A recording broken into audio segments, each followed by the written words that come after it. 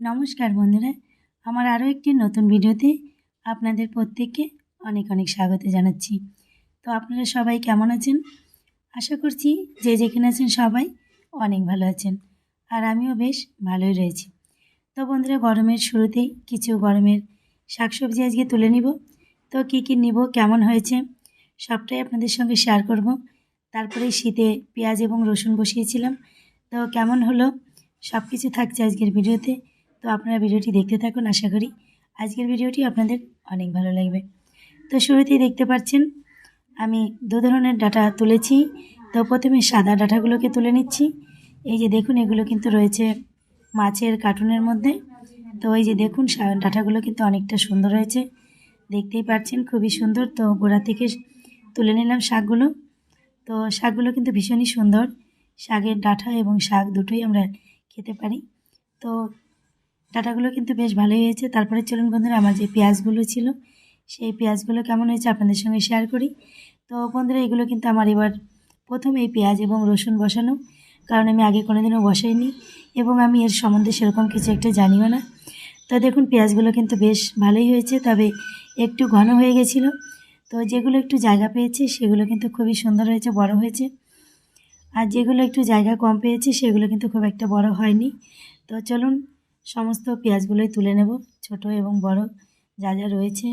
তো পেঁয়াজগুলো কিন্তু বেশ ভালোই হয়েছে, তবে আগামী বছর কিন্তু বন্ধুরা ইচ্ছা আছে আমি আরও ভালো করে পেঁয়াজগুলোকে বুনবো, কারণ আমি পেঁয়াজ আজকে এবার প্রথম করেছি, তাই সেরকম একটা সাহস করে বেশি একটা করতে পারিনি। তো যেটুকু হয়েছে ছোট বড় সবটাই কিন্তু তুলে নিচ্ছি, দেখতেই পাচ্ছেন। তো বন্ধুরা, ছাদ বাগানে কিন্তু খুব একটা কষ্ট হয় না, শুধুমাত্র মাটি রেডি করে আমি বসিয়ে দিয়েছি এবং কোনো খাবার দিইনি। বিনা খাবারেই কিন্তু এই পেঁয়াজগুলো বা রসুনগুলো হয়েছে। আর যে ডাঁটাগুলো দেখতে পেলেন সেই ডাঁটাগুলো কিন্তু কোনো সার লাগে না, শুধুমাত্র জল দিলেই যথেষ্ট। তো দেখতেই পাচ্ছেন পেঁয়াজগুলো কিন্তু অনেকটা সুন্দর হয়েছে। আর পেঁয়াজগুলো কিন্তু মাটির উপরে হয়, সেটাও আমি সেরকম একটা জানতাম না। জানতাম যে কিছুটা পেঁয়াজ মাটির নিচে থাকে এবং কিছুটা উপরে থাকে, কিন্তু দেখছি না, শুধুমাত্র শেকড়টাই মাটির নিচে। তো যাই হোক বন্ধুরা, তারপর দেখুন রসুন তুলতে এসে এবার রসুন কিন্তু আর খুঁজে কিছুতেই পাচ্ছিলাম না, অনেকটা নিচে। তো বেশ কতক্ষণ খোঁচাখুচি করার পরে পারিনি, তখন একটা কাটারি দিয়ে আমি এটাকে কিন্তু তুলেছিলাম। তো এই যে দেখুন, গাছগুলোকে তুলে নিচ্ছি, তারপরে এই যে লোহার এটা দিয়ে, এটার সাহায্যে কিন্তু আমি রসুনগুলোকে তুলেছিলাম, দেখতেই পাচ্ছেন। তো এই যে কিন্তু একটা তুলেছি, দেখুন। তো খুব একটা বড় কিন্তু হয়নি, আমি প্রথমেই বলেছি যে এইগুলো আমি জীবনের প্রথম করেছি। তো যেটুকু ছিল মোটামুটি একটুখানি তুলে নিয়েছি, আর বাকিটা পরে মাটি উল্টে আমি মাটির থেকে বের করে নেব। তো যেটুকু হয়েছিল সেটুকুই রেখে দিলাম। তো যাই হোক, জীবনের প্রথম যে আমি পেঁয়াজ রসুন চাষ করেছি সেটা। তারপরে রয়েছে আমার এখানে কিছু ছোট শয়লা বেগুন। তো শয়লা বেগুনগুলো তুলে নিচ্ছি। তো বন্ধুরা, আমার বাড়িটা একদম রাস্তার সঙ্গে, তাই কিন্তু খুব সবসময় মানে গাড়ি ঘোড়া যাওয়া আসা করে, তো কথা বলতে একটু অসুবিধা হয়। তারপরেও কিন্তু আমি বলছি, তো আপনারা যখন গাড়ি যাবে কোনো কিছু মনে করবেন না, ক্ষমার চোখে দেখবেন।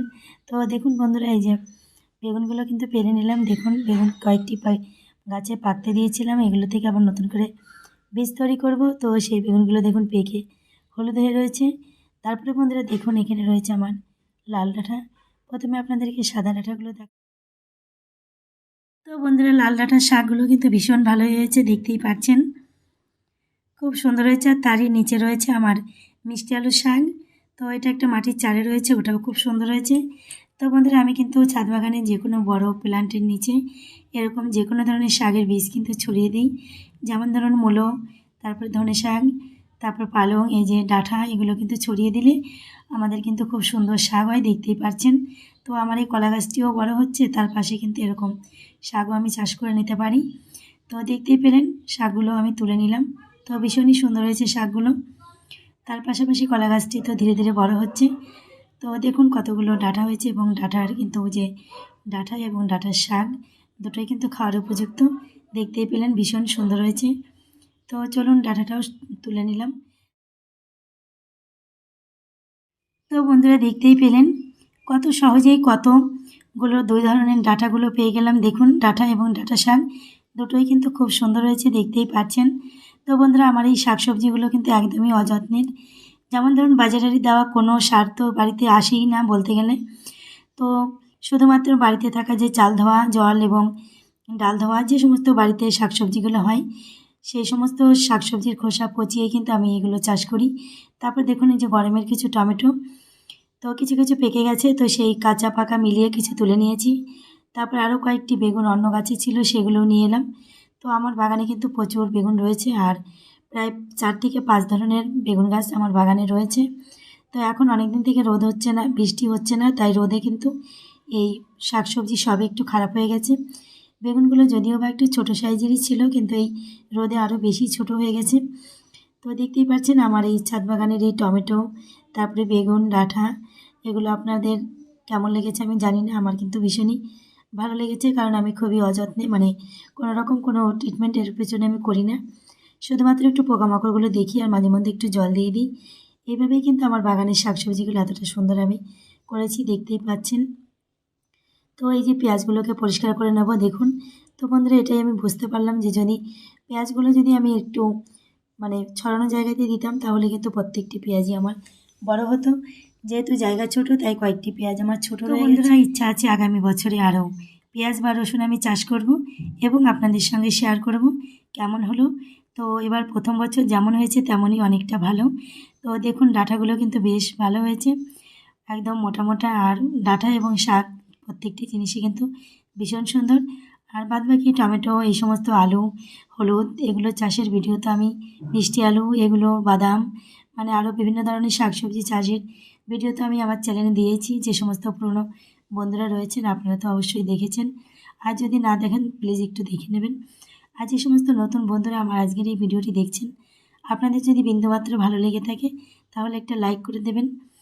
আর আমার চ্যানেলে যদি নতুন হয়ে থাকেন তাহলে অবশ্যই চ্যানেলটি সাবস্ক্রাইব করবেন। ফেসবুক পেজ থেকে দেখলে পেজটি ফলো করবেন। সবাই ভালো থাকবেন, সুস্থ থাকবেন। আর এত সময় আমার সঙ্গে থাকার জন্য অনেক অনেক ধন্যবাদ। আমি খুব শীঘ্রই আবার এই ধরনের কোনো ভিডিও নিয়ে আপনাদের সামনে হাজির হব। তো আমার এই শাকসবজিগুলো কেমন লাগলো কমেন্ট করে জানাবেন। আপনাদের জন্য কমেন্ট বক্স খোলা রেখেছি, আপনারা অবশ্যই ভালো মন্দ কমেন্ট করে জানাবেন। তো দেখুন যেতে যেতে আপনাদের সঙ্গে একটি সুন্দর মুহূর্ত শেয়ার না করে থাকতে পারছি না। যেমন ধরুন বাগানে তো প্রজাপতি, মৌমাছি এগুলো আসেই, তার পাশাপাশি দেখুন এই যে ভ্রমর, আমার এই বেগুনের ফুলে এসেছে। তো খুবই সুন্দর লাগলো দেখতে, তাই আপনাদের সঙ্গে শেয়ার করলাম। তারপরে এই যে কিছু কিছু ফুল, এই ফুলে তো কোনো যত্নই লাগে না, পেঁয়াজ ফুল বা লিলি ফুল, যে যেটাই বলুক না কেন।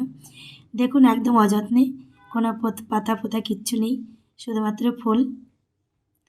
তো আমার গরমের ফুলের কিছুদিন আগে একটি ভিডিও দিয়েছি, আপনার চাইলে দেখে নিতে পারবেন। তো যাই হোক বন্ধুরা, আপনাদেরকে আরও একবার ধন্যবাদ জানাই আমার সঙ্গে এত সময় থাকার জন্য। তো আজকের মতো এ পর্যন্তই, সবাই ভালো থাকবেন, নমস্কার।